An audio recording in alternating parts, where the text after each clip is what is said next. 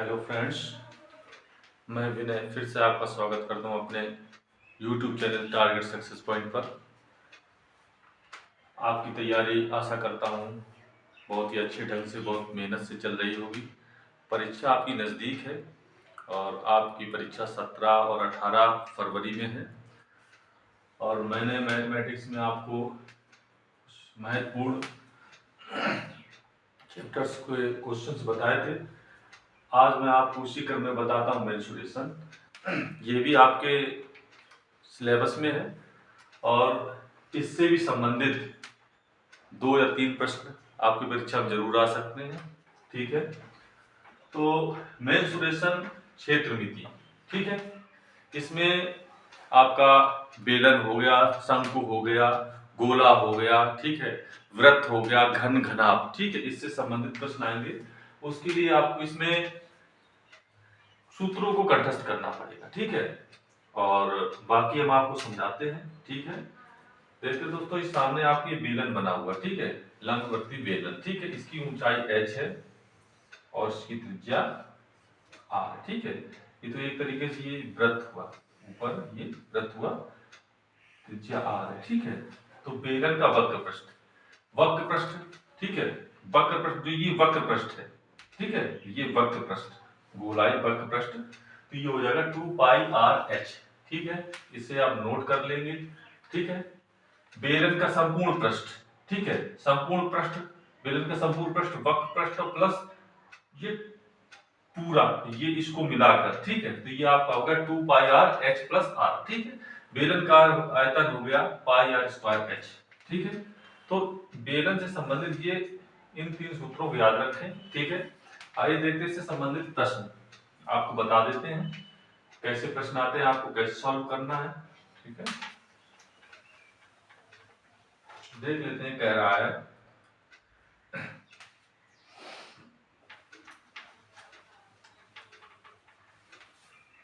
प्रश्न, कह रहा है एक बेलन के आधार का क्षेत्रफल, एग्जाम्पल देख लेते हैं। एक बेलन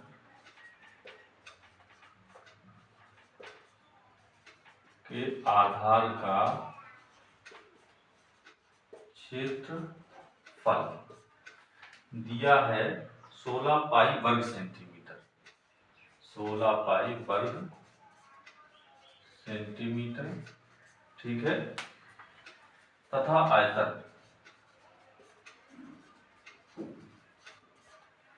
तथा आयतन 112 पाई घन सेंटीमीटर, 112 पाई घन सेंटीमीटर, ठीक है।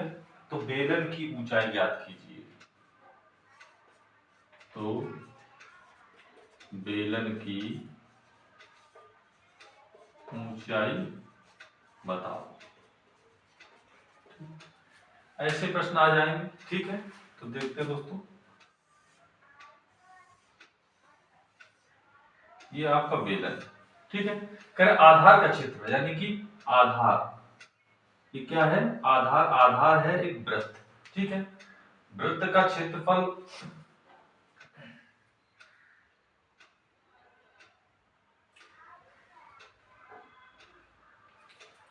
वृत्त का क्षेत्रफल होता है, यानी कि वृत्त का क्षेत्रफल, यानी कह रहा है, देखिए बात घुमा के कह रहा है, बेलन के आधार का क्षेत्रफल, यानी कि आधार क्या है, ये वृत्त, आधार जो है वृत्त है, तो ये वृत्त का क्षेत्रफल बराबर ये होता है पाई आर स्क्वायर, ठीक है, यानी कि वृत्त का क्षेत्रफल बराबर आधार का क्षेत्रफल। तो यहां पर हम लिखेंगे 16 पाई बराबर पाई आर स्क्वायर, पाई से पाई कट गया, आर बराबर 16 वर्गमूल 4, ठीक है, यानी कि आर हो गई 4 सेंटीमीटर, ठीक है। कह रहा है आयतन दिया है आपका 12 पाई घन सेंटीमीटर, ठीक है। तो बेलन का आयतन क्या होता है,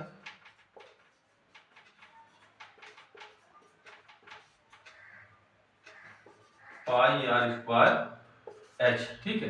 बेलन का आयतन दे दिया 112 पाई, ठीक है, और वृत्त का आधार का क्षेत्रफल, इसको हम लोग नहीं नहीं इसमें रखेंगे, सीधे सीधे रख देते हैं। मैंने इसमें कभी कभी होता है आर का मान पूछ देता है तो आर का मान इस तरीके निकाल लेंगे, त्रिज्या, ठीक है, नीचे आधार की त्रिज्या।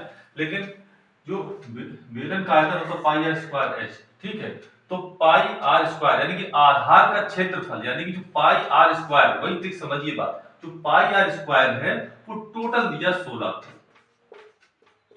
एच, ठीक है, एच पूछ रहा है, ठीक है दोस्तों।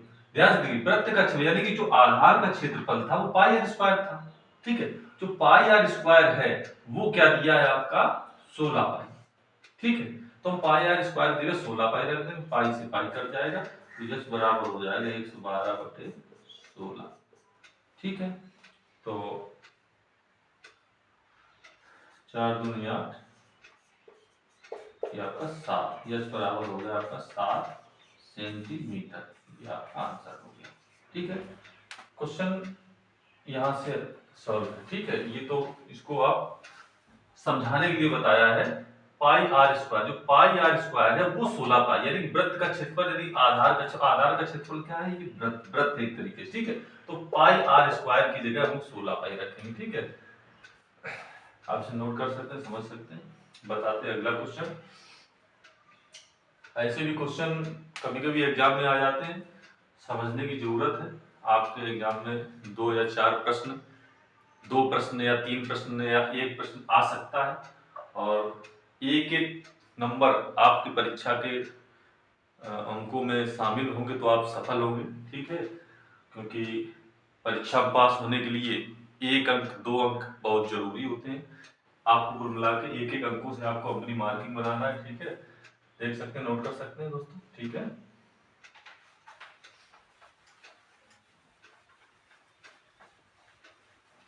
अगला क्वेश्चन देख लेते हैं बेलन संबंधित। कह रहा है एक बेलन की त्रिज्या 7 सेंटीमीटर है, एक बेलन की त्रिज्या 7 सेंटीमीटर है, ठीक है। उसकी ऊंचाई, यदि उसकी ऊंचाई 3 सेंटीमीटर है, 3 सेंटीमीटर है, तो बेलन का संपूर्ण पृष्ठ क्या होगा। तो बेलन का संपूर्ण पृष्ठ, बेलन का संपूर्ण पृष्ठ क्या होगा। बेलन का संपूर्ण पृष्ठ क्या बताया आपको,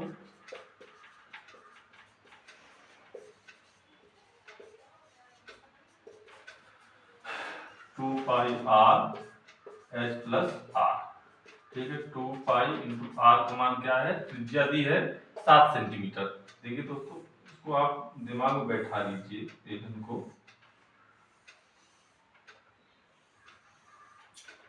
ये त्रिज्या, ठीक है, ये ऊंचाई, त्रिज्या आपकी दी कितनी 7 सेंटीमीटर और ऊंचाई दी है 3 सेंटीमीटर, ठीक है। तो कह रहा संपूर्ण पृष्ठ बताया 2 पाई इंटू आर का मान क्या है, आर का मान है आपका 7 सेंटीमीटर, ठीक है, इंटू एच का मान क्या है 3, आर का मान 7, ठीक है। यहाँ पर 2 पाई इंटू 7 इंटू 7 3 10, ठीक है, 10 रखेंगे तो 140 पाई, ठीक है। ये हो गया आपका संपूर्ण पृष्ठ, ठीक है, इसका होगा वर्ग सेंटीमीटर, ठीक है।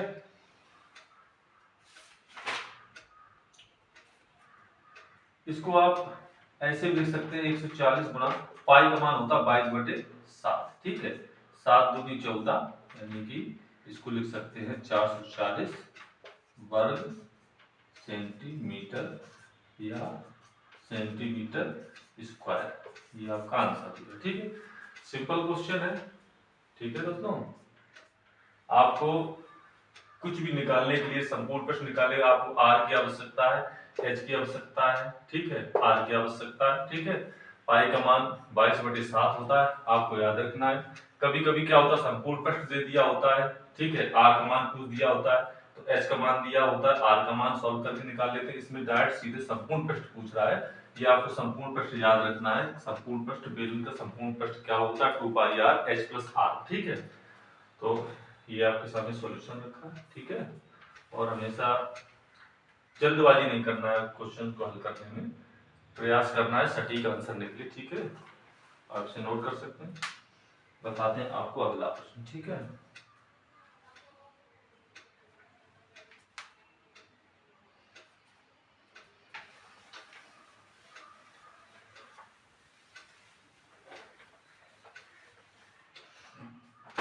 बस आपको थोड़ी मेहनत करने की आवश्यकता है। आप मेहनत करेंगे, अपने उद्देश्य में सफल होंगे, ठीक है। क्योंकि आजकल कंपटीशन का दौर है, कोई भी नौकरी पाना कठिन नहीं है, लेकिन आपको बशर्ते आपको मेहनत करने की जरूरत है, ठीक है। और हर स्टूडेंट्स का, हर पढ़ने वाले बच्चे का एक सपना होता है कि मैं पढ़ लिख कर सफल हूँ, कहीं न कहीं अपने जीवन के लिए, अपने जीवन को अच्छा बनाने के लिए कहीं न कहीं जॉब करे, ठीक है। तो इसके लिए जरूरी है आपको मेहनत करना, ठीक है। लगन से मेहनत करते रहिए, ठीक है। अपने जो आपका उद्देश्य है उसे हमेशा अपने दिमाग में रखना है। आपको अपने कुल मिला के फोकस करना है अपनी तैयारी पर, ठीक है। समय बर्बाद नहीं करना है, अपने आप को बिल्कुल तैयार रखना है, ठीक है। कुछ समय की बात है, तैयारी अच्छे से कर लेंगे, सफल हो जाएंगे, आपका जीवन सफल हो जाएगा, ठीक है। और आप देखते हैं अगला प्रश्न देख लेते हैं। कह रहा है समान आधार के त्रिज्या के, समान आधार की त्रिज्या के दो बेलनों की ऊंचाइयों में, बेलनों की ऊंचाइयों में 2:5 का अनुपात है, ठीक है। 2:5 का अनुपात है, तो इसके वक्र पृष्ठों में अनुपात क्या होगा। तो इनके वक्र पृष्ठों का अनुपात क्या होगा, ठीक है। कह रहा है समान आधार की त्रिज्या के दो बेलन, ठीक है। देखिए दोस्तों, पहले मैं आपको इसमें आपको कुछ समझाना चाहता हूं।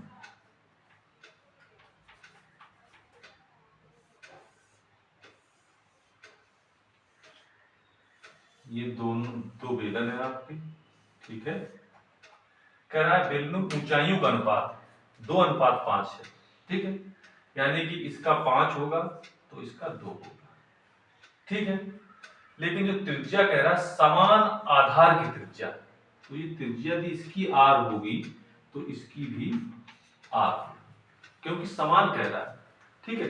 लेकिन ऊंचाइयों का अनुपात, ठीक है, h1/h2 दिया है 2:5, ठीक है। 2:5,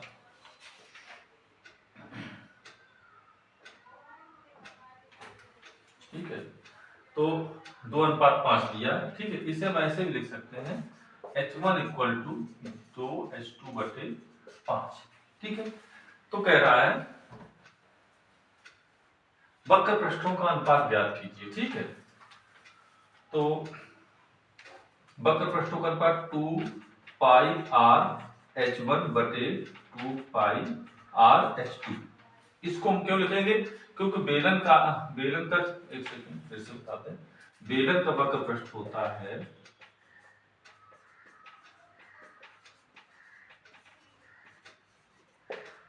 2πr/h, ठीक है। अब कह रहा दो बेलन है, तो दो बेलनों में अंतर क्या है, एक की ऊंचाई h1 होगी और दूसरे की ऊंचाई h2 होगी, ठीक है। तो पहले बेलन का, फर्स्ट बेलन का वक्र पृष्ठ, ठीक है, और सेकंड का सेकंड बेलन का वक्र पृष्ठ। तो 2 पाई, क्योंकि r इक्वल है तो r कह रहा समान आधार की त्रिज्या, ठीक है, और ये हो गई h2, ठीक है। तो इसका अनुपात क्या हो जाएगा, सीधे इनको पट्टे कर देंगे, ठीक है। अब क्या होगा, 2 पाई r से 2 पाई r कट जाएगा, h1 का मान यहाँ रख देंगे 2h2 बटे 5 बटे h2, ठीक है। इसको हम लिख सकते हैं 2h2 अपॉन 5h2, ठीक है। तो ये आ जाएगा 2:5, ठीक है। तो वक्र पृष्ठों का भी अनुपात 2:5 ही होगा, ठीक है। तो आंसर आपका हो जाएगा 2:5, ये आपका आंसर होगा, ठीक है। सिंपल सा क्वेश्चन है, केवल हमें यहाँ ध्यान देने की जरूरत है, ठीक है। जो r है वो इक्वल है और ऊंचाइयों का जो अनुपात है 2:5 है, ठीक है। h1 बचे h2 बराबर 2/5, h1 बराबर 2h2/5, ठीक है। तो यहाँ h1 का मान रख देंगे 2h2/5। तो ऐसी कंडीशन क्या कर, जब आती है ऐसी कंडीशन, तो 5 को नीचे ले आते हैं, 2h2/5 h2 से h2 कर दिया 2/5, यानी कि जो फर्स्ट का सेकंड विलन का जो वक्र पृष्ठ उसका अनुपात 2:5 आ जाएगा। ऐसे प्रश्न एग्जाम में आ जाते हैं, लेकिन दोस्तों समझने की जरूरत है प्रश्न को, ठीक है, रटना नहीं, केवल आपको जो फॉर्मूले हैं मेंसुरेशन उनको याद करना है, ठीक है। लेकिन जो क्वेश्चन कह रहा है उसे आपको समझना है। आप क्वेश्चन को जितना अच्छे से समझेंगे उतना ही अच्छा एग्जाम में सॉल्व कर पाएंगे, ठीक है। बाकी आपको ये सब करने की जरूरत नहीं है, मैं आपको ये समझाने के लिए बता रहा था सर। आपको डायरेक्ट माइंड में फीड करना है, आपके दिमाग में फीड है, सूत्र फीड है, आप क्वेश्चन समझ रहे हैं तो डायरेक्ट आपको ये लिखना है, सीधे आपको इसे हल करना, सीधे आंसर निकालना है, जल्दबाजी नहीं करना, कैलकुलेशन सटीक आंसर निकालने का प्रयास करना, ठीक है। क्योंकि आते हुए भी क्वेश्चन बहुत से बच्चे गलत कर देते हैं, क्योंकि जल्दबाजी में उन्हें लगता नहीं मुझे ये आता है, लेकिन थोड़ा ना थोड़ा कहीं ऐसा डिफरेंस होता है जिसे आप लोग नहीं ध्यान देते हैं, ठीक है, और आप जल्दबाजी में उस क्वेश्चन को गलत कर होता, लेकिन वो सिंपल क्वेश्चन है, दिया उसी टाइप का होता है प्रश्न जो आप पढ़ के जाते हैं, लेकिन थोड़ा थोड़ा कहीं अंतर दे देते हैं, उसी अंतर को आपको पकड़ना है, उसी चीज को पकड़ के आपको सॉल्व करना है, ठीक है। ठीक है दोस्तों, इसे आप नोट कर सकते हैं। बताते हैं अगला प्रश्न आपको।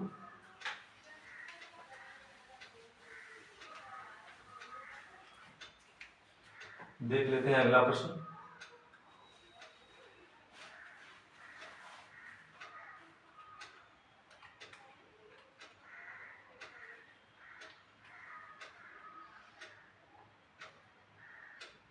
देख लेते हैं एग्जाम्पल।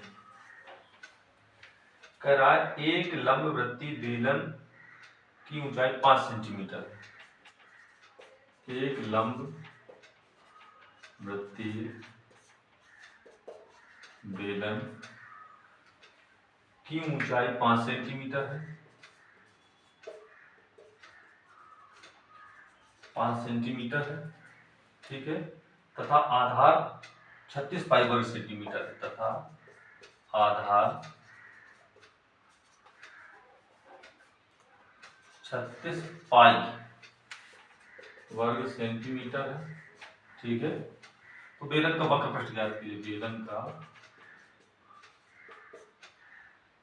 वक्र पृष्ठ ज्ञात कर, ठीक है। तो बेलन का वक्र पृष्ठ होता है 2 पाई r h, ठीक है। तो कह रहा आधार, यानी कि आधार का मतलब हो गया आपका जो बेलन का आधार है।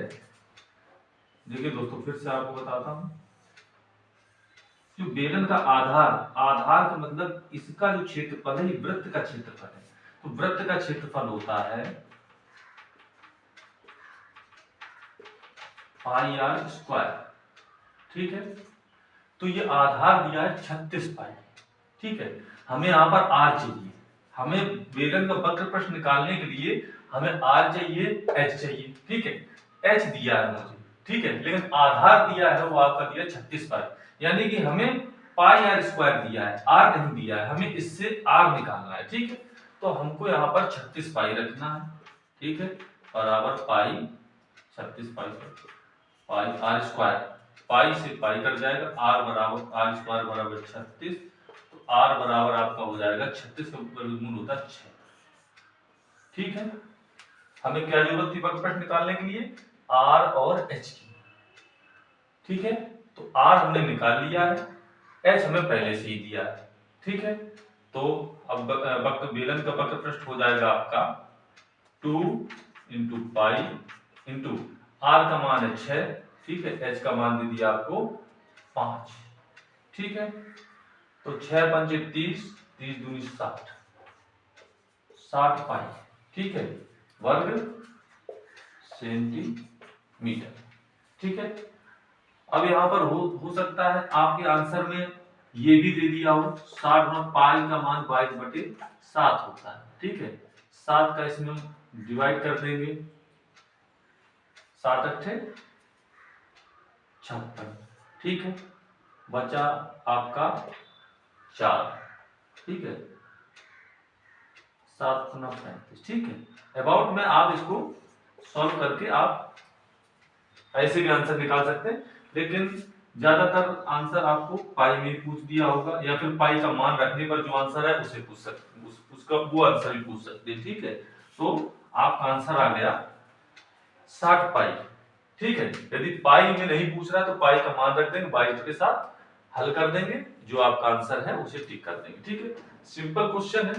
ठीक है, हमें यहाँ आर डायरेक्ट न देकर हमें आधार दिया था, हमें आधार यानी कि आधार का मतलब ये वर्ग। ठीक है, वर्ग सॉरी वृत्त, ये वृत्त का क्षेत्रफल वर्ग पाई आर स्क्वायर, तो आर का मान निकाल लेंगे, इसमें रख देंगे, आपका आंसर आ जाएगा। ठीक है,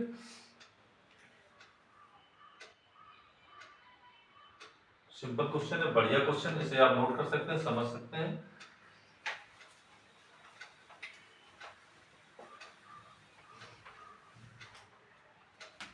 देख लेते हैं अगला क्वेश्चन। कह रहा है एक 11 सेंटीमीटर, एक 11 सेंटीमीटर व्यास वाले बेलनाकार बर्तन में, व्यास वाले बेलनाकार बर्तन में कुछ पानी है, कुछ पानी है, यदि 5.5 सेंटीमीटर, यदि 5.5 सेंटीमीटर भुजा का एक घनाकार ठोस, भुजा का एक घनाकार ठोस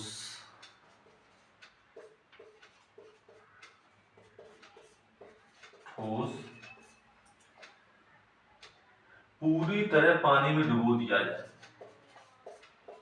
तरह पानी में डुबो दिया जाए तो बर्तन में पानी की सतह कितनी ऊपर उठ जाएगी, तो बर्तन में पानी की सतह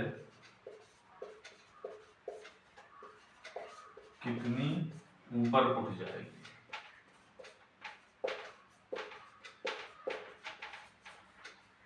बहुत ही अच्छा प्रश्न है दोस्तों, आ भी सकता है, बस इसको समझने की जरूरत है, इस प्रश्न को आ भी सकता है। ठीक है, देखिए क्या कह रहा है दोस्तों, कह रहा 11 सेंटीमीटर व्यास वाले बेलनाकार बर्तन में, बेलनाकार बर्तन कह रहा है 11 सेंटीमीटर व्यास, यानी कि जो ये व्यास जो वृत्त होता है, वृत्त के बीचों बीच जो रेखा खींची होती है, ठीक है, इससे कहते हैं हम व्यास। ठीक है, तो इसकी कितनी वो दे दी है आपको 11 सेंटीमीटर लंबाई। ठीक है, कह रहा है बर्तन में, ये आपका बर्तन है, ठीक है, इसमें आपका पानी भरा है, ठीक है, कुछ पानी है, ठीक है, इसमें कुछ पानी है, ठीक है, ये पानी मान लो भरा है, ठीक है, यहां से ये आपका पानी भरा है। ठीक है, यदि 5.5 सेंटीमीटर भुजा का एक घनाकार ठोस, यानी कि जो घनाकार ठोस है 5.5 पूरी से पानी डुबो दिया जाए, यानी कि जो ये घन है घनाकार ठोस इसको पूरी तरीके डुबो दिया गया और इसकी जो भुजा की लंबाई है वो आपकी दी है 5.5 सेंटीमीटर।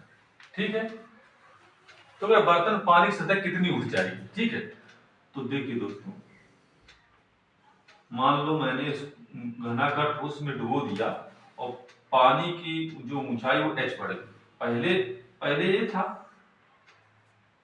मान लो पहले h ऊंचाई थी, ठीक है, h1 ऊंचाई पानी की थी, ठीक है, और मान लिया ये ऊंचाई यहां तक थी। जब इसमें घनाकार ठोस डाल दिया तो इसकी ऊंचाई इतनी बढ़ गई, यानी कि h2 बढ़ गई। ठीक है, तो दोस्तों देखिए, जो ये इसका आयतन होगा, ठीक है, इसके आयतन के बराबर होगा। ये भी एक तुम्हारा बेलन ही तो है ये, ठीक है, यानी कि इसका आयतन इस बेलन का आयतन इस घन के आयतन के बराबर होगा। तो बेलन का आयतन क्या होता है, पाई आर स्क्वायर एच, ठीक है, और बराबर आयतन, बेलन का आयतन ये, और जितना ऊंचा ये पानी उठा है भाई, जितना आयतन की वस्तु डुबाएंगे उतना ही तो पानी ऊपर उठेगा। तो जो ये पानी इसका आयतन इतने का आयतन होगा इसके बराबर आयतन के, किसके, घन के आयतन। घन का आयतन होता है a क्यूब, ठीक है, घन का आयतन होता है a क्यूब, ठीक है, समझते जाना दोस्तों। घन का आयतन होता है a क्यूब, इसकी भुजा कितनी थी 5.5, यानी कि यहाँ पाई, और आर हम लोग कितनी थी, यहाँ जो व्यास दिया है ये 11 दिया है, ठीक है, तो त्रिज्या यहाँ हो जाएगी हमारी भाई, ये त्रिज्या 5.5 हो जाएगी आधी, यानी कि व्यास की आधी त्रिज्या होती है, ठीक है, तो ये 5.5 तो ये भी 5.5 ही होगी। तो यहाँ पर 5.5 का वर्ग और गुणा h2, यही ऊंचाई तो पूछ रहा है, हमें h2 निकालना है, ठीक है। और a क्यूब है, जो a क्यूब का मतलब जो ये घन है, घन का आयतन है, ये इसकी घन का आयतन होता है a क्यूब, भुजा का क्यूब, ठीक है, तो भुजा यदि ये 5.5 तो यह 5.5 का क्यूब कर देंगे, ठीक है। अब देखिए दोस्तों, यहाँ पर स्क्वायर है, यहाँ पर क्यूब है, ये स्क्वायर से इसमें स्क्वायर कट जाएगा, एक बचेगा, तो यहाँ पर होगा पाई h2 इक्वल टू 5.5, ठीक है, यानी 2 5.5 जिससे करेंगे तो 1 5.5 बचा, तो h2 बराबर आपका हो गया 5.5, ठीक है, 5.5 बटे पाई, ठीक, इसे लिख सकते हैं 5.5 बटे पाई के मान होता 22/7, ठीक है, 7 ऊपर पहुंच जाएगा तो आपका आ जाएगा 5.5 गुणा 7 बटे 22, दशमलव हटाएंगे नीचे, 11 पचे 55, 11 दूनी 22, 5 चौको 20, ये आपका हो जाएगा h2 बराबर 4 का 7 में भाग देंगे, 4 एकम 4 बचा 3 आपका, ठीक है, दशमलव लगाएंगे, ठीक है, 4 7 4 5 20, तो h2 बराबर आपका हो गया 1.75 सेंटीमीटर, ये आपका हो गया आंसर, ठीक है दोस्तों, 1.75 सेंटीमीटर। तो क्वेश्चन में कुछ नहीं है, केवल आपको समझने की जरूरत है। कह रहा एक 11 सेंटीमीटर व्यास वाले, यानी 11 सेंटीमीटर व्यास वाले बेलनाकार बर्तन, कुछ पानी है, यानी कुछ पानी इतना था, ठीक है, 5.5 सेंटीमीटर भुजा का एक घनाकार ठोस इसमें डुबो दिया गया, ठीक है, तो बर्तन में पानी की सतह कितनी ऊपर उठ जाएगी, यानी कि जो जो जो पानी इसमें ऊपर उठेगा उसका आयतन और इसका आयतन। भाई जब हम किसी बर्तन में कोई ठोस डुबोते हैं तो जितना ठोस का आयतन होगा, जितनी जगह वो घेरेगा उतना ही पानी ऊपर उठेगा, तो जो उठे हुए भाग का जो आयतन है और जो डूबी हुई वस्तु है उसका आयतन बराबर होगा। तो ये उठा हुआ जो भाग था ये एक बेलन ही है, ठीक है, तो बेलन इसका आयतन बराबर घन का आयतन, यानी कि इसका आयतन उठे हुए पानी के जो भाग है उसका आयतन, तो पाई आर स्क्वायर h2 इसी का आयतन हम लोग निकालेंगे ना, इसी के आयतन के बराबर तो इसका आयतन होगा, इसकी ऊंचाई h2 है, तो pi r square h2 into a cube, यानी कि ये जो है घन का आयतन ए क्यूब। ठीक है, याद रखिए घन का आयतन ए क्यूब होता है। घन क्या होता है? घन ये होता है, देख लो, ये घन होता है। ठीक है, ये घन होता है। इसमें जो ये जो एक भुजा की लंबाई 5.5 दी है, तो जितनी भी भुजाएं हैं, ये भुजा, ये भुजा, ये भुजा, ये भुजा, ये भुजा, ये भुजा, सबकी लंबाई इक्वल होगी, 5.5 ही होगी। ठीक है, तो घन का आयतन बराबर कर दिया। ठीक है, आर का मान यहाँ पर व्यास का जस्ट आधा त्रिज्या होती है, ये 5.11 का आधा 5.5, तो ये भी 5.5 ही होगी, 5.5 आर जो त्रिज्या है ना, आर का मान 5.5, इसका वर्ग बराबर ए क्यूब। तो इससे 5.5 से 5.5 कट गए, यहाँ बचा 5.5। ठीक है, सॉल्व कर देंगे, आपका आंसर ये आ जाएगा। सिंपल क्वेश्चन है, आपको इसको समझना है। इसी टाइप में क्वेश्चन आ भी सकता है आपके एग्जाम में। ठीक है, देखते हैं अगला प्रश्न इसी क्रम में। बेलन आपको आज तैयार कर लेना। ठीक है,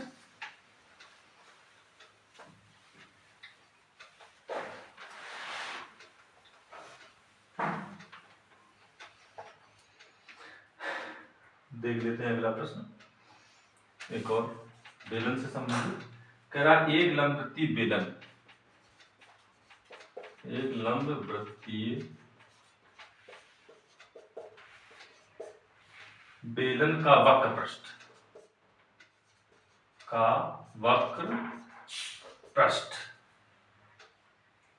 ठीक है, एक बेलन का वक्र पृष्ठ दिया है आपका 24 पाई वर्ग सेंटीमीटर है, तथा ऊंचाई 3 सेंटीमीटर है। ऊंचाई 3 सेंटीमीटर है। ठीक है, तो उसके आधार की त्रिज्या ज्ञात कीजिए। तो उसके आधार की त्रिज्या बताओ।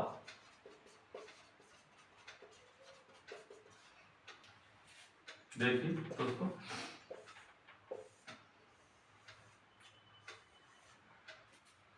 आधार की त्रिज्या, यानी कि ये जो आधार है त्रिज्या, ये आर पूछ रहा है। तो वक्र पृष्ठ क्या होता है? बेलन का वक्र पृष्ठ, बेलन का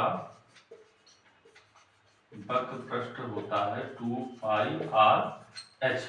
आपको याद रखना है। ठीक है दोस्तों, तो 2 into pi into r, r का मान हमें निकालना है, हमें आर का मान निकालना है, यानी कि आर का मान निकालना है। और वक्र पृष्ठ दे दिया आपका 24 पाई। ठीक है, और एच कितना दे दिया है? 3 सेंटीमीटर। यहां पर हम लिख देंगे 3, पाई से पाई कट जाएगा, सॉरी आर निकालना है मुझे, आर इंटू 3। ठीक है, ये जो h है, h का मान 3 रख दिया, क्योंकि ऊंचाई 3 सेंटीमीटर दी, हमें r का मान निकालना, पाई से पाई कट गया। ठीक है, 3 अट्ठे 24, 2 चौको 8, तो r बराबर 4 सेंटीमीटर, ये आपका आंसर हो गया। ठीक है, ये आपको काटपीट समझ में तो आ रही होगी, या फिर हम इस तरीके से कर सकते हैं।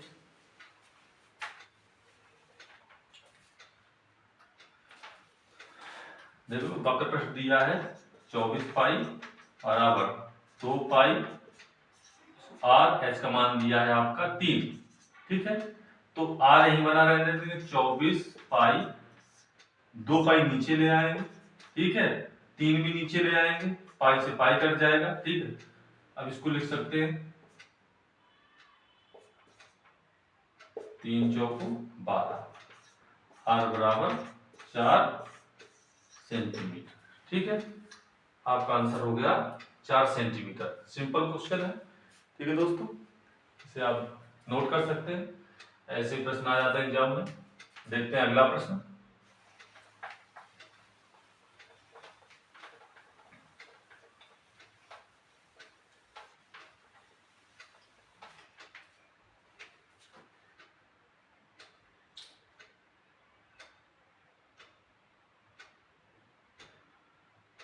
ठीक है दोस्तों, एक और प्रश्न देख लेते हैं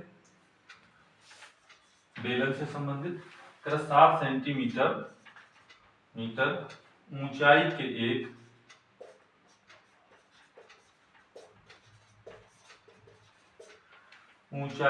एक बेलन का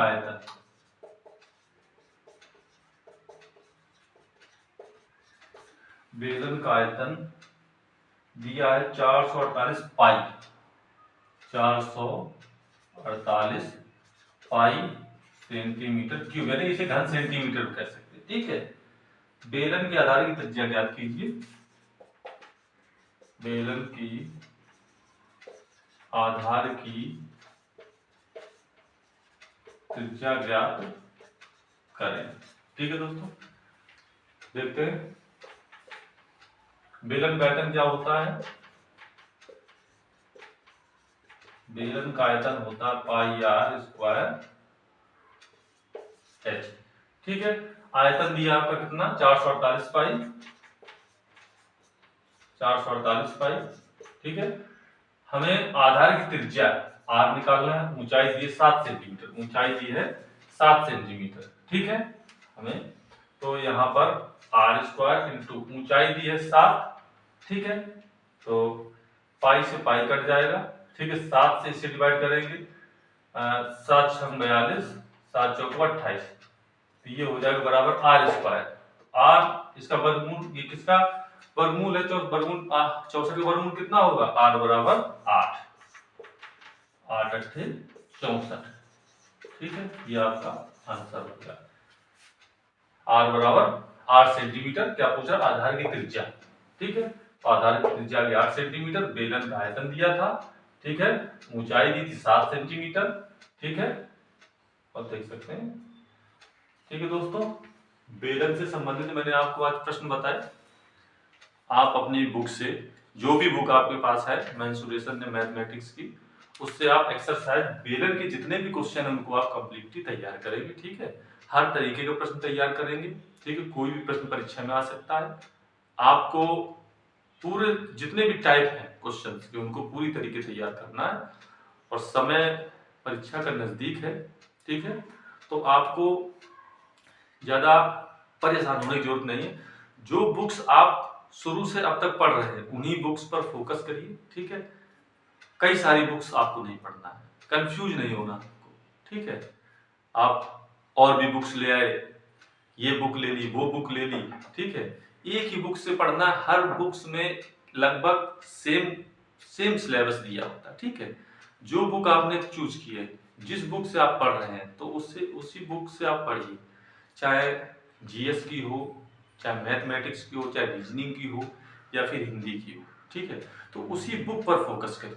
ठीक है, और जितना हो सके सिलेक्टेड अकॉर्डिंग सिलेबस ही पढ़ना है, फालतू चीजें नहीं पढ़ना है, ये भी पढ़ना वो पढ़ना है। ठीक है, तो कुल मिला के अभी समय है आपके पास 8-10 दिन, तो 8-10 दिन आप लग के मेहनत करिए। 8-10 दिन काफी समय होता है। आप यदि एक दिन में यदि अपने आप को पढ़ाई में 6 या 7 घंटे देते हैं, 8 घंटे देते हैं, तो बहुत समय होता है। 8 घंटे, 8 घंटे में आप बहुत कुछ पढ़ लेंगे एक दिन में। तो 10 दिन में, ठीक है, 10 दिन काफी समय होता है। ठीक है, आपके पास समय ही समय है। आपको मेहनत लगातार करना है, करते ही रहना मेहनत। ठीक है, और एग्जाम के एक दिन पहले आपको रेस्ट भी देना है। दिमाग को ज्यादा प्रेशर नहीं लेना, अपने आप में प्रेशर नहीं लेना, क्या होगा क्या नहीं होगा। जो होगा, जो आपने किया है वही होगा, जो आपकी पढ़ाई होगी वही होगा। ठीक है, तो हमें आगे की ना सोच के अभी के समय को ध्यान रखना है। अभी हमको पढ़ना है, तैयारी करना है। ठीक है, ज्यादा डिप्रेस होने की जरूरत नहीं है, ज्यादा प्रेशर में लेने की जरूरत नहीं। बहुत ज्यादा टफ एग्जाम नहीं आएगा, बस आपने थोड़ी सी पढ़ाई यदि की है, फ्री माइंड एग्जाम दीजिए। ठीक है, और अब जितना आप पेपर टाइम फ्री माइंड रहेंगे, जितना फ्रेश माइंड रहेंगे, उतना अच्छा आप क्वेश्चन को समझ पाएंगे, उतना अच्छा आप हल कर पाएंगे अपने प्रश्न पत्र को। और नींद पूरी लें। ठीक है, अक्सर बच्चे क्या करते हैं, रात में भी पढ़ रहे हैं, ठीक है, नींद नहीं ले रहे, खा नहीं रहे। नहीं, खाना भी टाइम से लेना है, सोना भी टाइम से, लेकिन समय बर्बाद नहीं करना। जो समय हम बर्बाद कर रहे हैं उसे पढ़ाई में यूज करना है, रेस्ट करना है। ठीक है, तो यदि आप इस तरह की तैयारी करें तो आप निश्चित सफल होंगे अपनी परीक्षा में। ठीक है, आज के लिए दोस्तों इतना ही। ठीक है, मिलते हैं नेक्स्ट वीडियो में। शंकु, ठीक है, और जो भी मेंस्ट्रुएशन के टॉपिक है, व्रत हुआ, ठीक है, और शंकु हुआ जैसे आपका, ठीक है, घन घनाभ हुआ, ठीक है, गोला हुआ, ठीक है, इससे संबंधित भी आपको प्रश्न बताएंगे। बस आपको मेरे वीडियो को लगातार देखते रहना है, ठीक है, और ज़्यादा से ज़्यादा लाइक करें, शेयर करें, सब्सक्राइब करें, ठीक है। और ठीक है दोस्तों, आज के लिए इतना ही दोस्तों, नमस्कार।